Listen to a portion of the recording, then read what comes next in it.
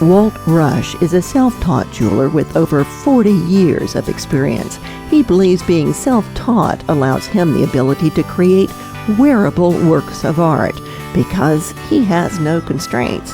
What he sees and thinks in his mind, he can create. The imagination is one's own limits.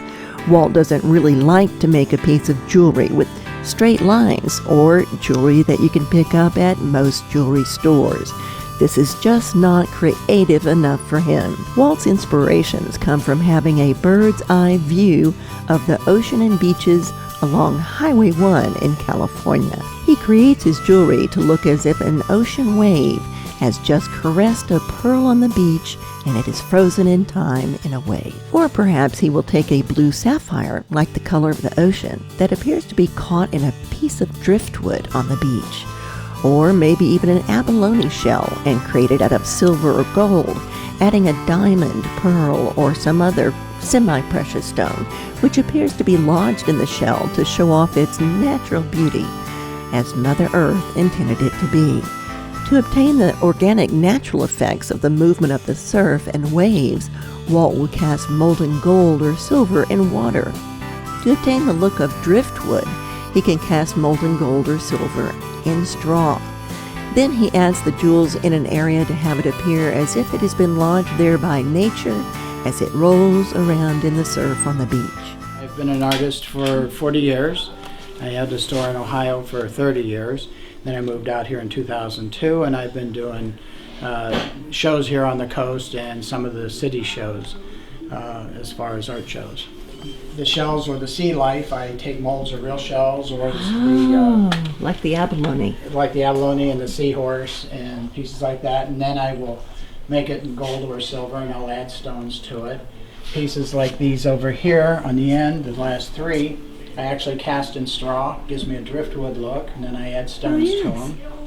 Pieces like this one over here with the pearl and then the three freshwater pearls, I actually cast in water.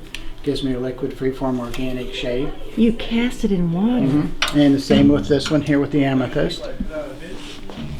Those are both cast in water. The way I do them, they're reversible so that it's just the way it is when you pick it up off the beach. I had this shell of a snail in my yard and I made a mold of it, and then after I made the mold and cast it, I carved a wax for the slug part of it. Pieces like this I cast in straw and it gives me a driftwood look, and then I add stones to it and I make earrings and pendants out of them.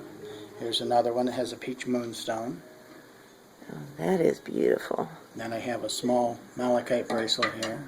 Now that is a bracelet you can wear with distinction. Made the original out of silver and then made a mold of it so I could cast it, and then I hand do the wings. They're out of 14 karat gold filled, and then I do a diamond pave tooling texture on the wings to give it that filigree look. This is a hand done repoussé piece, and I got a lighthouse that's diamond pave tooled into it and a pearl for the moon. Can I take just about everything? Yeah, one of each. Oh, and these, look at those.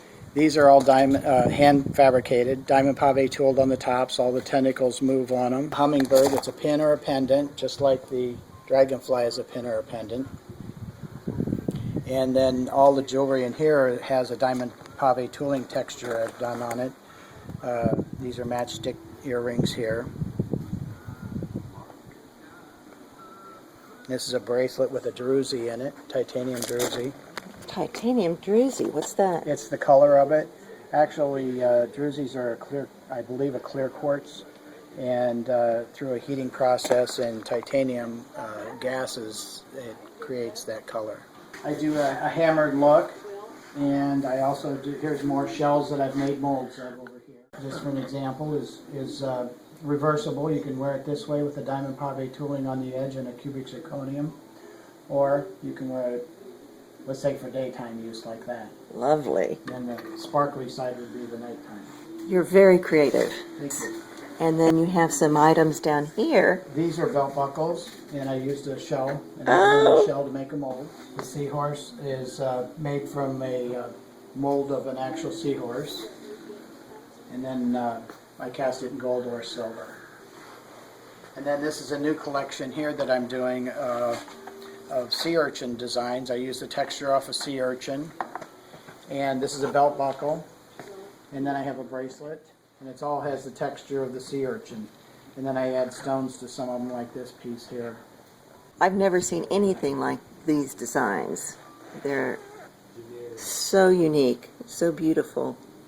And then this was a spiral shell that I had cut and just got a slice of it, of the center of the shell.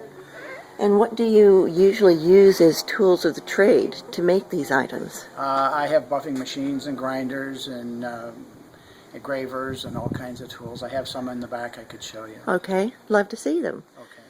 This back here is what some of the water droplet pieces look like when I make water castings when they come out of the water. This is before I do anything to them. I have no idea what they're going to look like. And you never know what you're going to get. It's always different. Because you cast them in water? Right. Yeah, there's no control over it. And here's a couple that I've set to stones, but I have to do a finished polish on yet. I take the tool, it has a little diamond in the end of it, and it's really small. Pointed part is sticking out. Every time it strikes the metal, it facets it just like the back of a diamond. And so what it does is it ends up leaving the impression of the back of the diamond, all those mirror reflective angles, and the light gets in there and causes it to sparkle. And you just have a foot pedal here that's like a rheostat that you operate it by.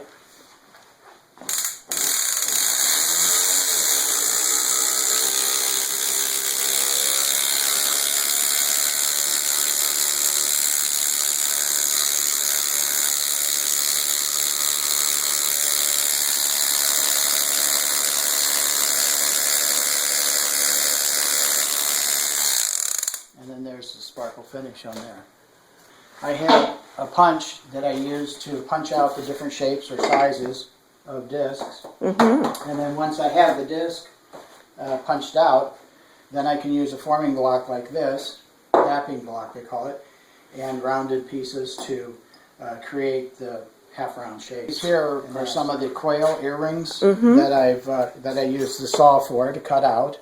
And I've cut them out flat, and then I use different punches and stuff to add the texture to the piece. And then I dome it using these and the lead block.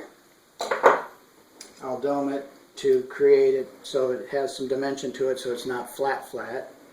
And then the last thing I do is polish it up. And then I use a diamond pave tool on the neck, and I use a different, actually a buffing wheel that has a wire wheel on it for the texture on the feathers. And then I do an antiquing on the top notch where it, and part of the face. And then I take a drill and drill the eye out a little bit so it sparkles. I carved a wax of this originally, cast it up. Then I'll polish it all up, heat it up, put it into this pitch. And when it's in the pitch, it'll support it so that you don't collapse the piece. And it also keeps it from running around the workbench while you're trying to tool the scales on it. To this point, I've done nothing to them other than take them out of the water and dry them off. These, I actually just drip the water, the gold or silver into the water. These all happen to be sterling silver. I drip these into the water, just a drip at a time, and it splashes and creates these little neat cups to put stones in. And then these are also drips into the water, which I'll end up shining up and making into an earring. Thank you, Walt. We look forward to seeing you next year during the Studio Discovery Tour.